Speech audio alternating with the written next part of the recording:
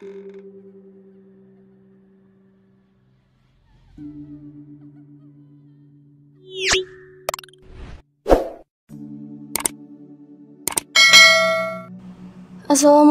warahmatullahi wabarakatuh.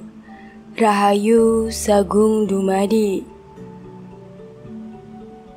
Kembali lagi di channel Babat Nusantara. Pada kesempatan kali ini akan menceritakan silsilah Raja-Raja Bima. Sejak turun-temurun di tanah Bima, pelantikan seorang raja hingga sultan dilakukan di tempat umum, yaitu pasar. Pada tempat tersebut dibuat gundalan tanah yang mirip dengan puncak Gunung Dana Babuju, yang dimana sebagai wujud penghormatan pada leluhur Dana Bojo. Pelantikan raja diawali dengan ucapan janji sang raja kepada khalayak ramai di muka umum. Ucapan janji tersebut adalah raja dan rakyat, ibarat nyawa dan tubuh yang tidak bisa dipisahkan. Raja memerintah atas dasar prinsip kepentingan rakyat, tidak untuk diri sendiri. Dari sinilah terciptanya moto Kerajaan Bima, Toho Mpara Nahu Suram Padou Labo Dana. Artinya, tidak perlu saya raja asal untuk kepentingan rakyat dan tanah Bima. Dalam setiap tradisi pelantikan, raja hingga sultan akan didendangkan sebuah syair yang bernama Kande. Sebuah syair yang berisi petuah dan nasihat untuk sang raja. Kande dilantuni oleh seorang kepala desa disape dengan gelar Galara Sape. Kande didendangkan oleh Ompu Nae Sape pada khalayak ramai untuk mengenangkan tugas hadat serat leluhur Dana Bojo dahulu. Kemudian setelah Islam masuk pada syair Kande, ditambahkan nama Allah Ta'ala dan Nabi Muhammad. Pada naskah-naskah silsilah Raja Nusantara, bahwa para raja adalah pengkultusan dewa, seperti halnya silsilah Raja Gowa dari turunan Tamuranung yang sakti. Begitupun adanya Raja Bima sebagai pengkultusan turunan dewa termuat dalam silsilah cerita asal bangsa jin dan segala dewa-dewa penggabungan dari berbagai unsur sastra Melayu yang dikisahkan oleh Wismarta, di mana awal silsilah Raja Bima dalam naskah tersebut sudah dicampur antara budaya Melayu, Jawa, dan Bima. Awal silsilah ditandai dengan nama Jan Manjan, yang merupakan jin pertama diciptakan lalu melahirkan sang hayang tunggal, hingga ke Iskandar Zulkarnain. Pada tiga nama tersebut kita bisa menerka bahwa di awal silsilah sangat kental dengan Hindu, kemudian digabung dengan Melayu atau Islam, yaitu menerkan Iskandar Zulkarnainian. Kisah Jan Manjan yang melahirkan semua jenis makhluk yang menghuni bumi seperti dewa, mambang, candra, peri, dan hantu, semua bersumber pada kitab Melayu yang ditulis oleh Nuruddin Al-Raniri di Aceh pada tahun 1640. Menurut penulis bahwa juga penggabungan kisah Pandawa V, yaitu Sang Bima tak lain hanya karena kesamaan nama saja.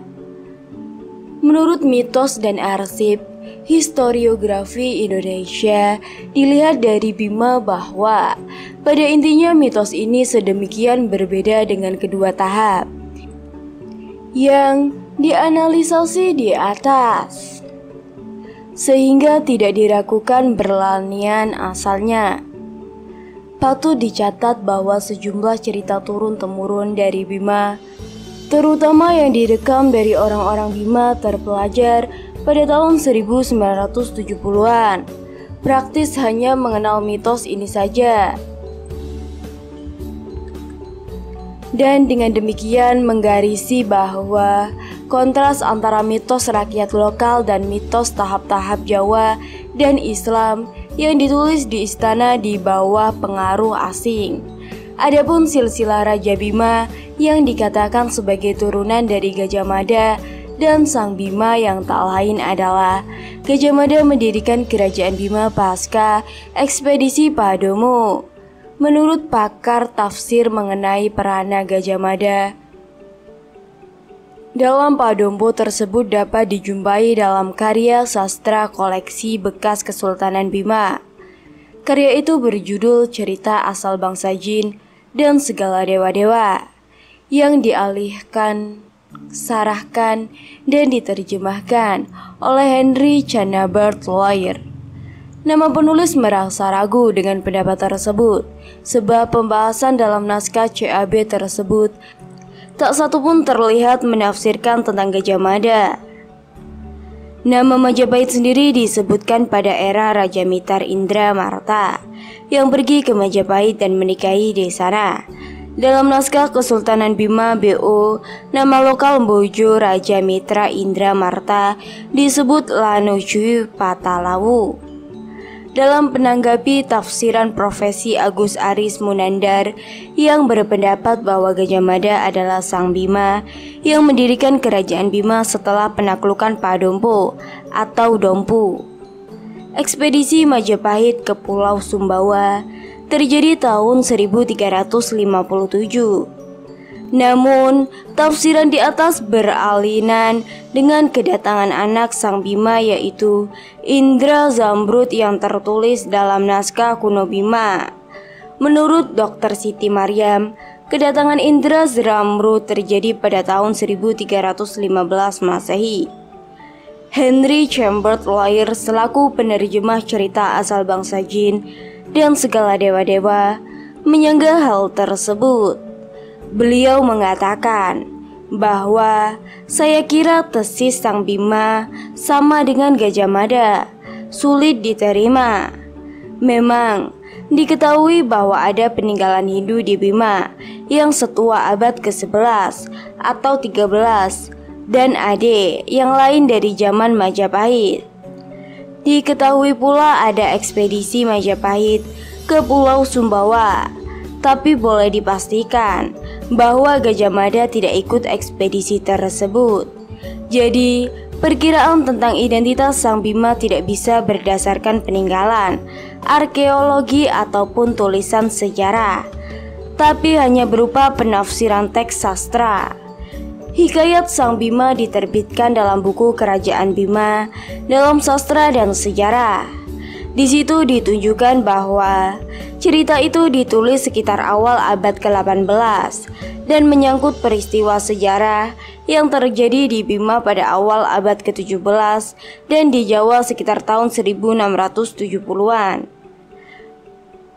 Pangeran bersumber pada cerita setempat yang kiranya sudah lama ada pada waktu itu, yaitu pendirian Kerajaan Bima oleh keturunan Toko Bima. Dengan demikian, nama Kerajaan Bima terjelaskan karena berasal dari tokoh Mahabharata yang terkenal. Dari situ tidak ada alasan nyata ataupun untuk menyangka bahwa tokoh Bima itu dimaksudkan sebagai tokoh sejarah yang pernah ada antara lain Gajah Mada. Bima adalah tokoh agung, tokoh yang tidak ada tandingannya, tokoh yang lebih tinggi dari raja manapun.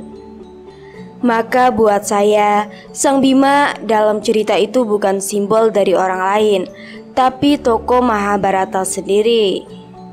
Awal silsilah para raja kerajaan Bima dimulai dari urutan pertama Sang Ngaji, Bojo Indra Zamrud dari alur naskah Kesultanan Bima yaitu BO. Dalam naskah cerita asal Bima diterakan nama Sang Bima sebagai awal raja. Oleh sejarawan Bima Ahmad Amin, nama Sang Bima dikatakan sebagai sengaja sebagai raja pertama, dan itu pun dipastikan beliau dapat lisan turun-temurun pada orang Bima. Namun pada silsilah Turhart, nama Sang Bima diletakkan pada urutan pertama. Ketika dipadukan dengan naskah hanya sedikit jauh beda. Dalam naskah BO nama-nama raja dalam silsilah sebagian digunakan dengan gelar anumerta mereka. Pada umumnya para raja oleh masyarakat Bima disebut Sangaji dan sultan disebut Hawo. Menurut sejarah Sangaji bisa dikaitkan dengan gelar Sang Aji yang berarti orang sakti atau raja, perdagangan dan diplomasi kerajaan Bima. Munculnya kerajaan Bima di timur Pulau Sumbawa secara otomatis juga munculkan hubungan politik dan kontak dagang dengan kerajaan lain. Pada awal berdirinya kerajaan, keuntungan yang paling besar untuk ekonominya adalah pelabuhan. Wilayah kekuasaan jalur perdagangan Bima mencakup Pulau Sangyang Api dan Pelabuhan Sape. Mempunyai 3 pelabuhan justru memberikan keuntungan ekonomi yang besar pada kerajaan, sehingga tidak diragukan bahwa Bima melakukan invasi ke wilayah timur. Hubungan politik dengan kerajaan lain yaitu kebanyakan hubungan dalam perdagangan kuda perang. Dalam sejarah awal berdirinya kerajaan Majapahit tahun 1293 Masehi, pasukan Raden Wijaya, Ronggolawe dan Kensora menggunakan 27 ekor kuda yang dibawa oleh Ronggolawe. Sebelum menyerang Kediri, Ronggolawe mengajukan diri untuk pulang ke Madura dan secepatnya kembali ke Majapahit dengan membawa kuda ayahnya berasal dari Bima. Juga dari beberapa bukti sejarah yang ada di Bima, terdapat bukti arkeologi peninggalan Hindu-Buddha yang sangat tua dari abad ke-7, yaitu situs Wadu Pa'a, situs Wadu Tunti, dan berbagai penemuan lainnya di wilayah Bolo yang membuktikan eksistensi peradaban kerajaan Bima di timur Nusantara sejak dahulu. Kerajaan Bima terletak di ujung timur Pulau Sumbawa dan mempunyai salah satu teluk sebagai titik jalur persinggahan, juga pelayaran para pelaut dan perdagangan masa lampau. Pada tahun 1512, Tome Pires sudah melaporkan adanya aktivitas perdagangan yang ramai di Pelabuhan Bima, dipimpin oleh seorang raja yang kafir. Pelabuhan Bima adalah titik penting bagi pelaut yang akan melanjutkan perjalanan dari Sumatera, Jawa, dan Bali menuju Makassar atau Kupang. Kapal-kapal yang menuju ke timur terlebih dahulu singgah untuk melakukan perdagangan atau mengisi perbekalan kapal mereka. Banyak para pedagang yang datang ke Pelabuhan Bima untuk menukar barang dagangan mereka dengan hasil bumi yang ada di Bima seperti beras, lilin, kuda, dan kayu sapan. Jauh sebelum pada masa silam zaman prasejarah, di Pulau Sumbawa oleh para etnologi mengatakan bahwa pedalaman Pulau Sumbawa sudah mengolah biji besi, mempunyai teknik tersendiri dalam pengelolaan tradisional logam. Penghasilan biji besi di Nusantara juga sangat sedikit. Biji besi hanya didapati di wilayah tertentu, seperti pedalaman Sumatera dan Sumbawa. Bisa diketahui, di era Indra Zamrud pengelolaan besi sudah ada saat itu dengan dibuatnya berbagai keris. Di era Sultan Abdul Aziz menyerahkan kembali keris dan jimat peninggalan Nuchi Dara yang dulu diberikan oleh Indra Zamrud sebagai tanda persumpahan keduanya. Kini keris tersebut masih tersimpan di Kampung Dara dengan baik. Hubungan politik dan perdagangan yang kerap terjalin di Pulau Sumatera yaitu dengan kerajaan-kerajaan di Jawa. Sehingga oleh para pelaut Portugis di bawah abad 16 menyebut Pulau Sumbawa dengan nama Jawa Kecil.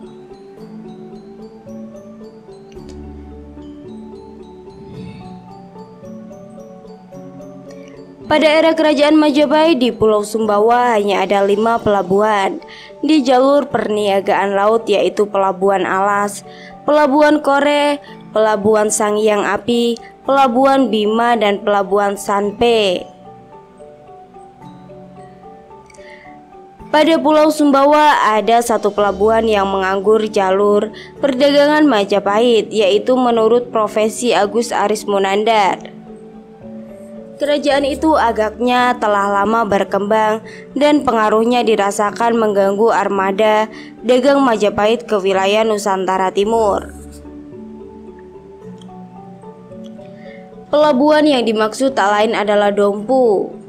Tidak ada cukup bukti maupun literatur yang mencatat perdagangan di Pelabuhan Dompu pada abad 14 hingga 15. Wilayah pusat kerajaan berada jauh dari daerah pesisir untuk kebutuhan semacam garam. Masyarakat Dompu membelinya dari penduduk sekitar Pantai Bima. Adapun pendapat yang mengatakan Dompu dan daerah lainnya di Pulau Sumbawa pernah melakukan perniagaan dengan Majapahit, mungkin itu sesuatu pendapat yang sangat tidak bersumber. Namun yang jelas bahwa Dompu sekarang Dompu, geram sekarang Seran, dan hutan Kedali sekarang Utan. Lokasi agak jauh dari pantai sehingga tidak mungkin disinggahi para pelaut.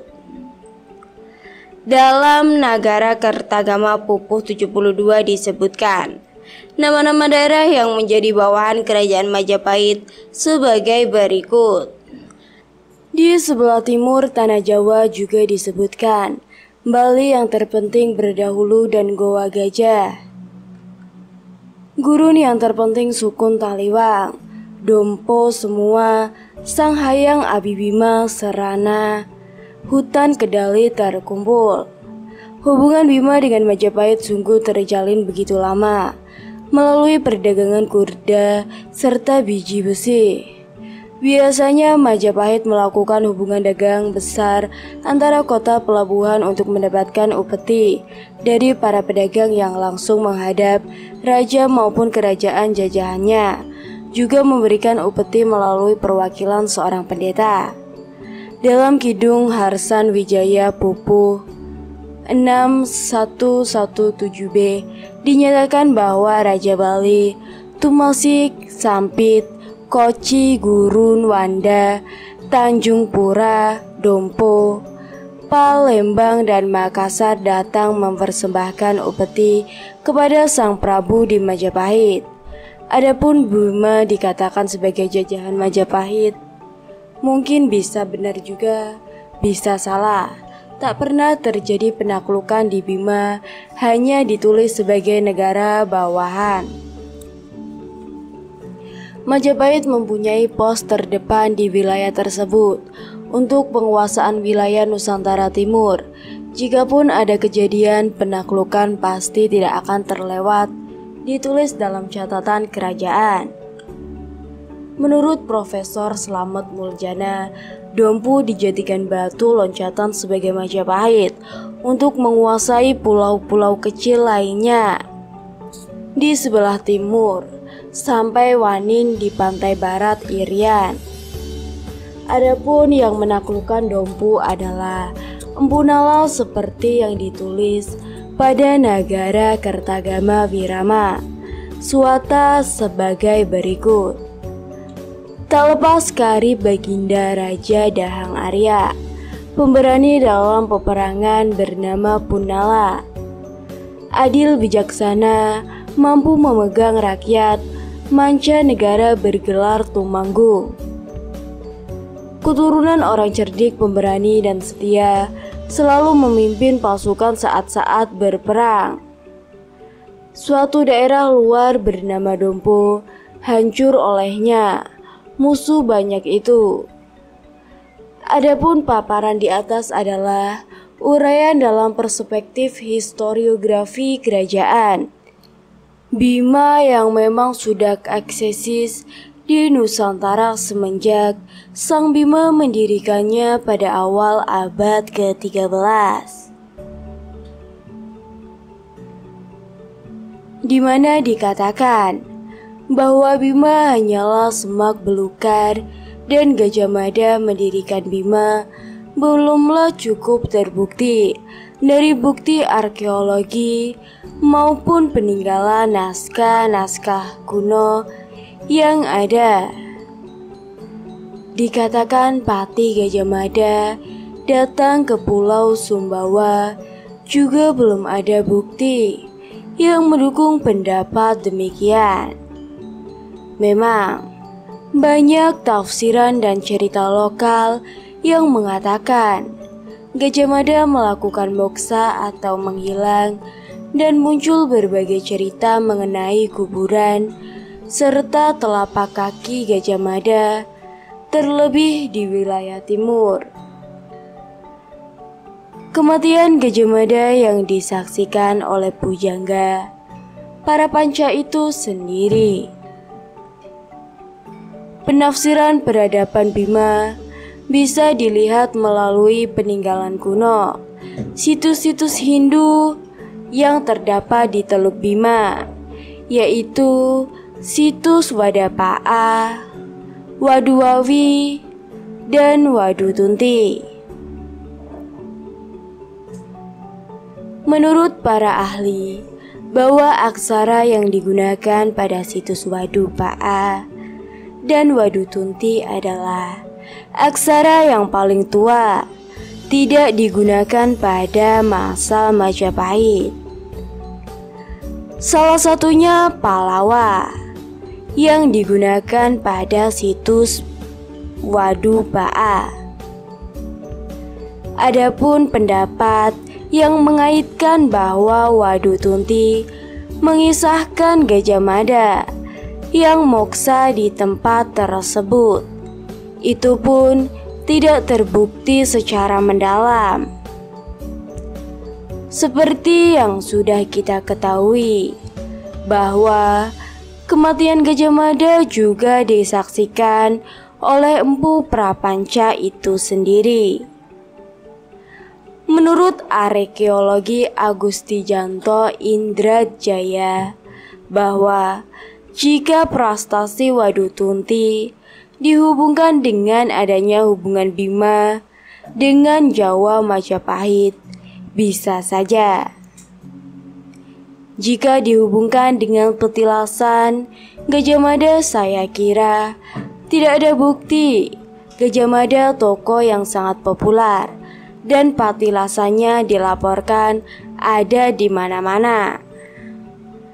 Tidak hanya di Bima, Gajah Mada menjadi raja di Bima juga saya kira masih belum ada cukup bukti arkeologis yang meyakinkan. Karena kitab Nakara Kertagama hanya menyebutkan bahwa akhir hayat Gajah Mada selesai peristiwa Pasunda Bubat.